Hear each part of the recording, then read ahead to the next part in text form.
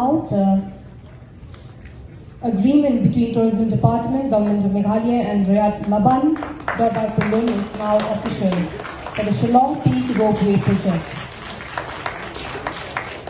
Sorkar Meghalaya kalarai banchna bat bantai de kelinti ya Kali-Sainar ne ka roadway na clear ka jakapet kaya ka sor Shillong na Lum Shillong viewpoint shado Persarat Ningding Forest Nursery Harat Laban. Ki Kali-Sainar kinkit Briew Shaneng Sharum hasilinter karana ulum Shillong. Umendri rangba ukonrat ke sangma ulapenya ya kajingalang penkanti ya ka kendau halum Shillong haga kan riu terik ukalalengkot.